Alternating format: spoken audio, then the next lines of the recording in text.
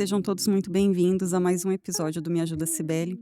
E hoje eu vou trazer um pouco mais de clareza sobre como funciona uma captação de recursos. Ela é muito parecida com um escritório de projetos. Então, ela tem uma sequência de etapas que precisam ser cumpridas. Basicamente, planejamento, execução e prestação de contas. Mas isso se desdobra em outras coisas. Então, hoje a gente vai trazer um pouquinho de clareza sobre o que é um escritório de projetos, sobre o que é uma captação de recursos. O escritório de projetos não necessariamente ele vai trazer dinheiro para a execução de algo. Ele vai planejar e alguém vai trazer dinheiro. E a captação de recursos é justamente esse planejamento voltado para o investidor. Então, quer seja um banco, quer seja um fundo perdido, ou ainda um investimento anjo ou um investimento privado. O que é um projeto? Um projeto ele tem uma duração limitada e um objetivo específico a ser alcançado. Então, na captação de recursos, quando a gente trata de investimento de fundo perdido, que é um ministério ou de repente um fundo do governo federal para as instituições, a gente está trazendo um alinhamento dos objetivos estratégicos. Então, você pode ter ali um plano de governo, um PPA, que vai trazer diretriz e dentro dessa diretriz você encaixa a sua proposta. Isso significa que você vai atender a um objetivo do seu financiador, tá? Então, é bem importante entender isso. Você tem uma duração limitada, geralmente o planejamento de execução, ele dura entre 24 e 36 meses. Alguns casos, algumas exceções, eles trabalham com 12 meses, mas geralmente quando você tem maior recurso, você tem um prazo maior de pelo menos de 24 meses para executar. E aí você tem o desdobramento. Então, você tem um objetivo geral a ser atingido. Então, dentro daquilo que você vai alinhar entre as expectativas do investidor e da investida, e você vai trazer ali etapas, metas, grandes metas e etapas de execução. Nessas etapas é importante, além de você definir o que será feito ou como será feito, você definir ainda quais são os recursos que serão alocados dentro de cada etapa. A gente está falando de recursos humanos, quem vai ser responsável por aquela entrega, recursos materiais, que materiais, equipamentos serão adquiridos durante aquele processo. Então, se eu estiver falando de um treinamento, eu estou falando que eu vou precisar de um palestrante, a capacitação vai ser em formato de workshop, eu estou falando em 4 horas por dia, ao longo de 5 dias isso se transforma em 20 horas de workshop, e estou falando de uma capacitação para 20 pessoas ou uma capacitação para 100 pessoas. Então, eu estou fazendo um delineamento de como vai funcionar aquilo. Qual seria a meta ideal para um workshop? Capacitação, treinamento sobre o tema. E aí você vai ter as etapas, contratação do palestrante, contratação do espaço, você vai ter ainda definição da metodologia, emissão dos certificados, relatório fotográfico. Então, dentro da etapa, você vai construir toda a sua prestação de contas. Por isso é muito importante a gente planejar devidamente o que vai ser executado. Hoje, dentro da captação de recursos, uma proposta, quando ela é aprovada, ela passa para a comissão técnica. E a comissão técnica entra em contato justamente para fazer esses pequenos ajustes. Ela vai definir a unidade de medida. Vai ser uma capacitação. Qual a quantidade de horas da capacitação? Qual é a unidade de medida da capacitação? Horas. Quantidade de horas? 20 horas. Capacidade da capacitação? 100 pessoas. Dias de treinamento? 5 dias. Local para comportar a capacitação? Um ambiente, locação do ambiente para capacitação. Materiais e equipamentos que serão adquiridos com recursos do projeto para capacitação.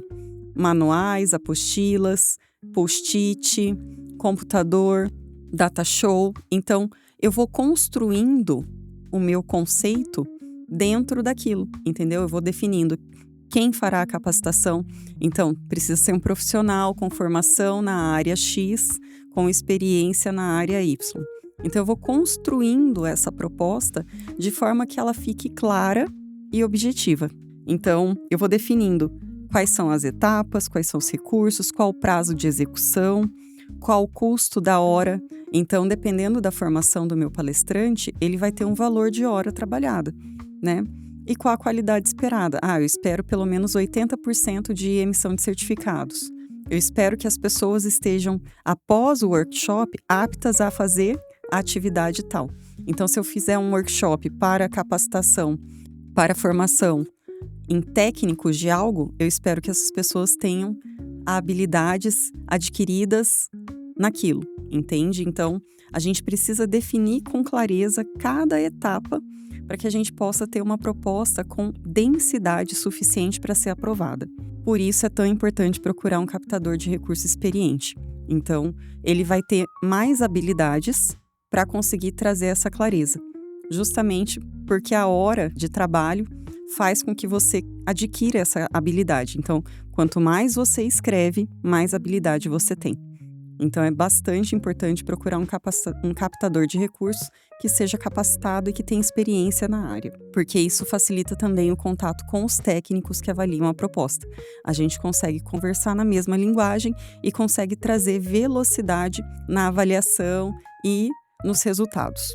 Quando a gente define recursos, a gente não está falando só em dinheiro. A gente está falando também em alocação de pessoas, qual parte da equipe vai ser destinada àquela etapa, àquela meta. Orçamento, eu preciso definir por etapa e por orçamento, um orçamento equilibrado. Não adianta eu ter 50% do orçamento destinado à aquisição de máquinas e equipamentos, 30% destinado à contratação de pessoas e mais 10% destinado a serviços técnicos específicos. Eu preciso ter um certo equilíbrio. Algumas vezes o edital pede essa distribuição dessa forma, outras vezes não. Então não adianta eu ter 95% destinado a uma coisa e 5% destinado a outra. Eu preciso ter uma certa proporcionalidade do orçamento. Então o que vai ser custeio, o que vai ser investimento, o que vai ser prestação de serviço, contratação de serviço de terceiros. Eu preciso ter clareza dessa distribuição e alguns editais têm pedido, e isso é uma coisa recente, uma reserva de emergência. Então 5% do valor tem que ficar destinado a reserva de emergência. Caso você tenha uma alteração de preço daquele item, você consegue ainda suprir com o orçamento do próprio edital.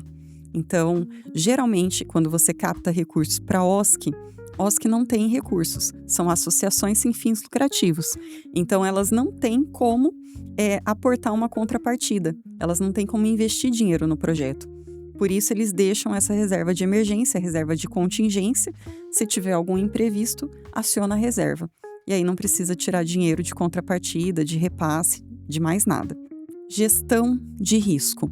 Um ponto importante também, ainda na fase de planejamento, é a gestão de risco. Existem editais que pedem para você levantar os principais riscos do projeto. Por que isso é tão importante? Porque você tem que levantar os riscos e trazer medidas para conter esses riscos. Então, isso é muito importante para você trazer clareza do que pode dar errado no seu projeto.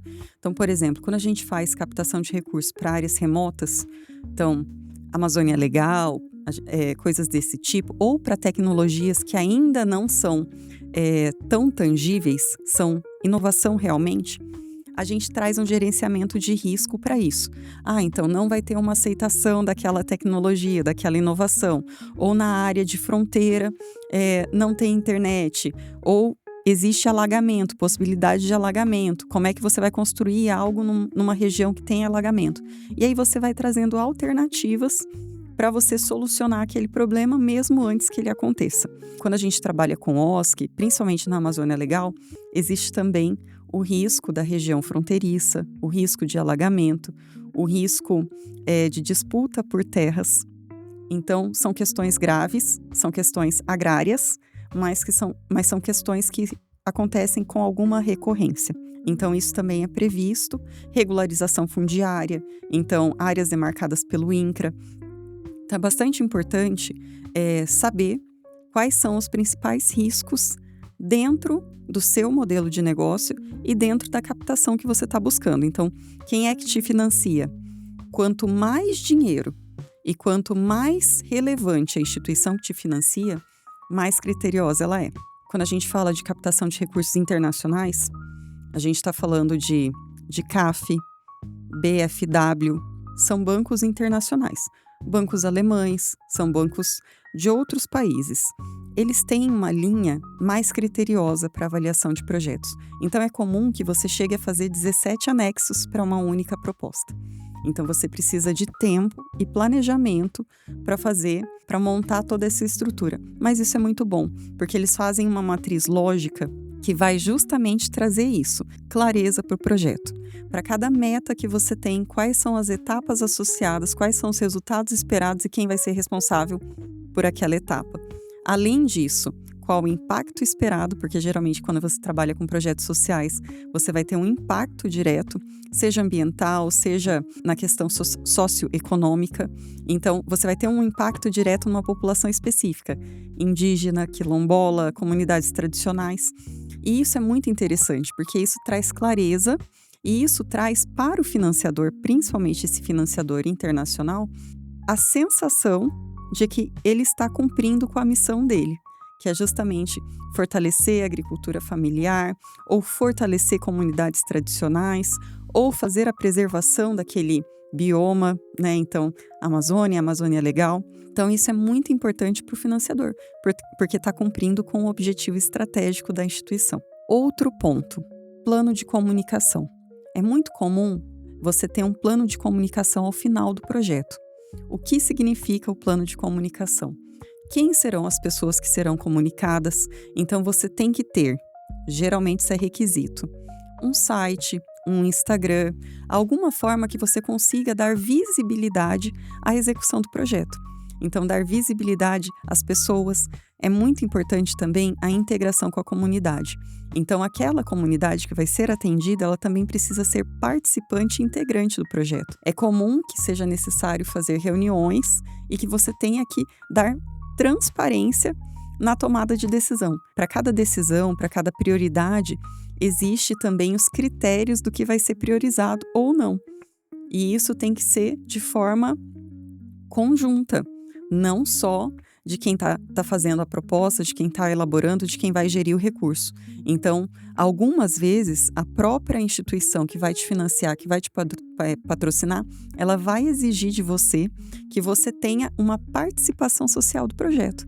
E ela vai exigir ata de reunião, relatório fotográfico das reuniões, o que foi priorizado durante a reunião. Então, é bastante importante você entender que o plano de comunicação, ela comunica, sim, com o seu financiador, comunica com a sociedade, que também vai ter visibilidade do projeto, mas comunica com a comunidade que você está atingindo e o impacto social que você gera. Então, entender esses pontos dentro do plano de comunicação, que é o que está sendo feito, para quem está sendo feito e qual o resultado que está sendo gerado. Isso é muito importante também. E aí a gente entra na execução. A execução nada mais é do que cumprir ipsilíteris tudo aquilo que foi planejado. Por isso, não adianta a gente ter um planejamento que ele traga muitos conceitos. Há pouco tempo, uma técnica me corrigiu e ela disse assim: uma etapa precisa ser definida em uma linha. E aquilo dá um susto, porque para quem escreve, uma linha é muito pouco. Mas ela me disse isso porque ela está prestando atenção na execução. E aquilo traz clareza. Então, assim, você precisa definir uma ação que será executada em uma única linha. E você precisa ser preciso. Então, por exemplo, capacitação é um termo genérico. Capacitação pode ser palestra, treinamento, workshop, você vai dar certificado ou não vai dar certificado. Então, tudo isso você tem que descrever em uma única linha. Por isso é mais fácil você montar assim, uma palestra com duração de 8 horas sobre o tema tal. Isso vai trazendo clareza para a execução, porque nem sempre quem planeja um projeto vai executar. Mas para quem vai executar, é super importante trazer toda essa clareza, um conceito dentro de uma linha. O que será feito, para quantas pessoas, qual o tema que vai ser trabalhado. Monitoramento e controle. Eu acompanho algumas propostas na execução. Então, eu acompanho emendas parlamentares também. Então, em quase todas as minhas profissões, eu sou captadora de recursos. E acompanho emendas parlamentares e a gente está na época de prestação de contas. Todo ano, no dia 30/6, eu preciso enviar um relatório para o Tribunal de Contas da prestação de contas das emendas parlamentares federais. Então, as secretarias enviam para o local que eu trabalho e eu faço o relatório de gestão. O que é o relatório de gestão? É uma prestação de contas parcial da execução do recurso. O que isso significa? Isso significa que ano a ano o tribunal acompanha a execução desse recurso. O que ele pede? Notas fiscais, extrato bancário, relatório fotográfico, relatório das medições. Então, quando a gente tem obras, é comum que você tenha uma única meta: asfalto da rua tal, construção da mapoteca ou construção da escola X. Você tem uma única meta. E muitas vezes você tem uma única etapa, que é a execução da obra X. Mas você tem as medições. O que são as medições? Isso é muito importante porque quando você tem obra é importante você entender que mecanismos são usados para isso. São usados 3 mecanismos: medições, notas fiscais e relatório fotográfico. Para que isso serve? Para contar uma história. As medições, quanto foi construído? Então, foram construídos X metros. E isso teve um custo, que vai ser separado entre materiais e serviços. Esse custo é transcrito na nossa nota fiscal, mas a nota fiscal não é o valor total. A nota fiscal ela tem uma retenção em cima de serviços e ela não tem retenção em cima de materiais. Por isso é feita a nota fiscal. E depois você tem o relatório fotográfico, porque o relatório fotográfico ele mostra a imagem daquilo que foi feito. Então você está construindo uma história, você está dizendo que foi feito, você documentou o que foi feito e reteve os impostos, e você ainda mostrou, através de um relatório fotográfico, o que foi feito. Então é bastante interessante saber esses mecanismos, porque o relatório fotográfico ele pode ser usado em 2 situações. Ou quando você tem objetos similares, comprei 10 celulares, eu tiro foto das 10 placas de numeração de série para comprovar que eu tenho 10 equipamentos e uma foto conjunta dos 10 equipamentos para comprovar que eu fiz uma compra de 10 unidades. E o relatório fotográfico também é utilizado para obras, para que você comprove qual etapa da execução está a sua obra. Então é bastante interessante isso também. Tudo isso, dentro da execução, vai comprovar a prestação de contas. A prestação de contas, ela vai dizer se as metas e objetivos foram cumpridos.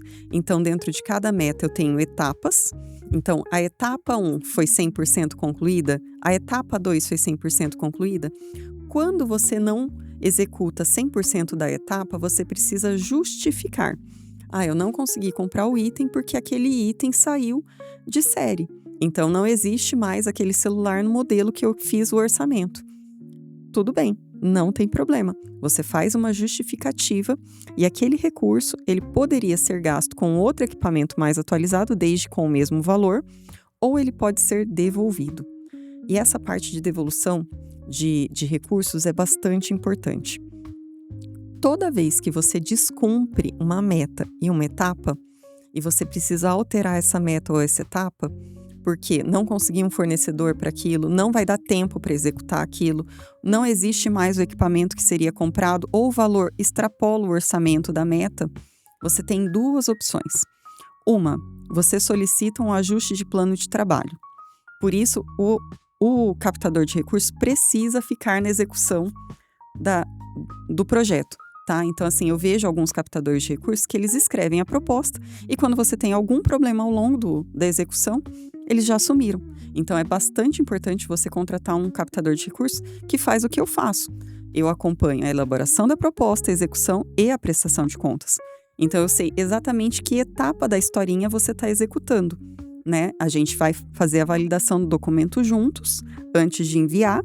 Então, você participa da construção, então você sabe daquilo que a gente está tratando e qualquer problema que você tiver, você me aciona para que eu faça a alteração do plano de trabalho.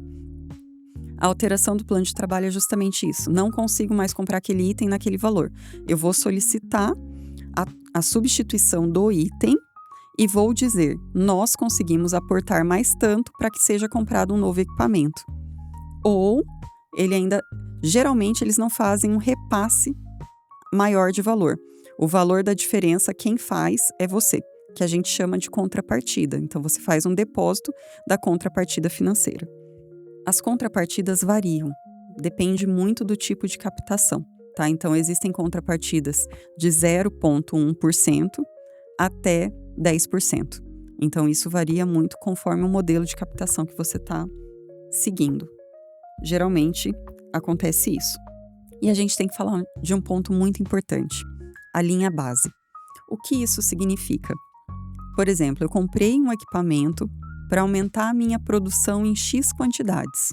Qual era a linha base? Eu fazia 2.000 produtos e eu quero aumentar em 5.000 unidades. Geralmente, isso é um entregável que vai estar lá dentro do seu planejamento como um resultado esperado. Então, vai ter uma tabela que vai dizer que dentro daquela meta de aquisição do equipamento X, você visa produzir 5.000 unidades. E aí, a sua linha base é 2.000. Então, você vai aumentar em 3.000 unidades a sua produção. Isso é um resultado esperado, vai estar lá dentro de uma tabela. Você precisa comprovar a execução desse resultado esperado. Então, geralmente, quando a gente faz um planejamento estratégico da sua captação, a gente faz um valor moderado desse resultado esperado, para que você não se complique caso você não atinja as 3.000 unidades a mais. Então, a gente faz um valor moderado, sempre um pouquinho menor, mas também não muito menor, para que você tenha facilidade para fazer a comprovação do resultado e da prestação de contas, tá? Então, isso é bastante importante também. Devolução de recursos. Muito importante, quando você não consegue adquirir o equipamento, fazer um aporte da contrapartida ou etc., é comum que aquele item ele seja excluído. Existe uma justificativa para aquela exclusão, não foi possível realizar a aquisição daquele item em função do valor do dólar, subiu muito, você vai criar uma justificativa ali. Dando aceite da justificativa, aquele dinheiro sobra. Nem sempre eu consigo adquirir outros itens. Existe uma lógica dentro dos patrocinadores que o valor ele está condicionado a um objetivo geral que você escreveu lá no início. E se aquilo que você for adquirir fugir do objetivo, das etapas, etc., eu não consigo fazer a alteração do plano de trabalho. E aquele valor daquele item que foi cancelado, que foi excluído, ele precisa ser devolvido. Geralmente, esse valor é devolvido com correção de juros. Isso significa que o recurso que você utiliza, ele vai permanecer numa conta rendendo um valorzinho. Então, ele fica numa conta separada, não fica na conta da empresa, e ele fica rendendo um valorzinho. No final, quando você conclui todas as etapas e sobrou aquele recurso, você devolve aquele recurso para a União, tá? Então, é comum existir a devolução do recurso. O dinheiro não fica para você, o rendimento não fica para você. Então, tem que prestar bastante atenção dessa conta ficar aberta, separada, e o rendimento fica aplicado. Esse valor fica aplicado fazendo um rendimento ali, pode ser a taxinha de poupança, não tem problema. Existem 2 bancos que geralmente são utilizados para a aplicação desse dinheiro, desse recurso. Caixa Econômica Federal, geralmente para obras, e o Banco do Brasil, quando você pode fazer aquisição de equipamentos e etc.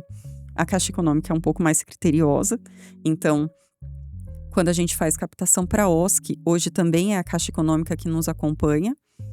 Eles solicitam a abertura da conta, o técnico entra em contato para pedir os ajustes necessários antes do depósito do recurso e a gente precisa atender a todas as solicitações dentro dos prazos que eles estipulam para nós, que nem sempre são bons. Às vezes existem prazos de 24 horas, mas eles entram em contato, eles são bastante acessíveis.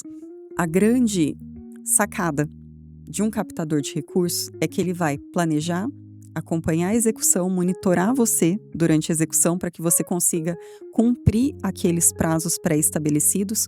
Por isso também é importante um captador de recursos experiente. Um captador de recursos sem experiência não tem clareza sobre o tempo de execução de etapas. Então, quando a gente fala da execução de um workshop, você não pode colocar a execução de um workshop com um tempo inferior a 30 dias, porque você tem a contratação do palestrante, você tem a locação do espaço, você tem, muitas vezes, você produz o material que vai ser disponibilizado para o workshop, então você tem ainda metodologia, materiais didáticos para serem disponibilizados. Então, você tem que ter clareza que um workshop não se faz com menos de 30 dias. Então, isso é muito importante, ter essa clareza do tempo de execução das tarefas, das etapas. Um captador experiente, ele te acompanha até a prestação de contas. Por quê? Ele planejou, ele monitorou durante a execução, ele sabe o que deu certo e o que não deu certo. Então, a prestação de contas não é um desafio, é apenas a conclusão de um projeto. Então, você faz a prestação de contas parcial. Geralmente, quando você tem recurso internacional, a cada 3 ou 6 meses, fica estipulado no plano de comunicação que você tem que fazer prestações de contas parciais, tanto para a comunidade que está participando do projeto, para ver se eles receberam mesmo as sementes que eram combinadas, as mudas que foram combinadas, se receberam a capacitação que foi combinada. Então, eles atestam isso por meio de uma ata e os patrocinadores atestam se o resultado esperado foi atingido. Foram capacitadas 20 pessoas. Foram disponibilizados 250 kits para plantio de hortaliças. Então, eles fazem a validação parcial e é comum que você faça uma prestação de contas por metas. Então, você executa 70% a 80% da meta, faz a prestação de contas parcial e aí eles liberam o recurso da próxima etapa. Então, também é muito comum que isso aconteça. Quando você tem recursos maiores, você pode ter até 6 parcelas, 6 etapas de distribuição do recurso. E quando você tem recursos menores, geralmente você tem uma etapa única. Então, o dinheiro fica aplicado e você vai executando e só faz a prestação de contas ao final dos 12 ou 24 meses. Então, para trazer um pouco de clareza sobre as etapas da captação, elas são planejamento, execução e prestação de contas. Sempre tenha clareza de que, para executar cada etapa, é necessário uma pessoa disponível para isso. Quando a gente acabou de participar do Centelha, o Centelha exigia uma equipe mínima. E por que isso é exigido? FINEP também exige. Porque cada pessoa precisa ter uma atribuição específica dentro do planejamento. Então, por exemplo, se eu vou desenvolver uma plataforma, eu preciso ter um desenvolvedor que vai ficar ali para fazer a execução dessa plataforma. E muitas vezes ele precisa ficar dedicado. Então, ele vai ficar ali 12 meses, de 6 a 12 meses, dedicado para resolver aquele problema. Muitas vezes, você já tem uma empresa em funcionamento. Então, os editais pedem que essa pessoa fique dedicada à operação da empresa e não ao planejamento ou execução da proposta. Isso já foi questionado e motivo de recurso em propostas que eu fiz. Então, quando a gente tem uma equipe muito enxuta, eles entendem que a equipe não vai conseguir se distribuir o suficiente para executar uma proposta e tocar o negócio. Então, é importante você ter uma equipe que consiga fazer isso. Então, quero aumentar as vendas. Eu vou ter um vendedor exclusivo para isso? Porque ele vai ter que ter metas. Ele vai ter que bater as metas que eu estipular. A gente tem que ter clareza sobre isso, sobre quem vai ser responsável por cada etapa e se essa pessoa vai ter dedicação exclusiva para aquilo durante a execução do projeto. É para isso que é destinada a hora técnica. Então, você tem algumas propostas, a possibilidade de receber pela gestão do projeto. Pelas compras, isso toma tempo. Pela separação das notas fiscais, pela prestação de contas, isso é previsto. Então, é muito importante a gente entender quais etapas nós iremos executar, quem executa, quem é o responsável, como será executado, quanto tempo isso leva, quais recursos são necessários, para que a gente tenha uma boa aplicação do recurso e uma prestação de contas tranquila, que vai ser aprovada sem necessidade de maiores esclarecimentos. Por hoje é isso. Quais as etapas da captação de recursos, como funciona o escritório de projetos, para que vocês tenham clareza do que é que eu faço, como é que eu acompanho os projetos que eu toco, como é que é feita essa execução. Então, são reuniões mensais, tá? Então, a gente não precisa ficar ali em cima, porque já está tudo planejado. São reuniões mensais, de 40 minutos a 1 hora, só para a gente separar as notas fiscais, o que foi feito, se precisa fazer ajuste, se a gente consegue distribuir aquilo sem solicitar para o nosso financiador. Então, quando eu planejo as metas, eu sempre planejo metas de 3 a 4 meses. E as etapas ficam encaixadas nesses 3 a 4 meses. Porque qualquer problema da execução Nas etapas, eu consigo redistribuir entre 3 e 4 meses e a gente não precisa pedir alteração do plano de trabalho. Mas só um captador experiente consegue falar isso para você. Fiquem com Deus e até a próxima. Tchau, tchau.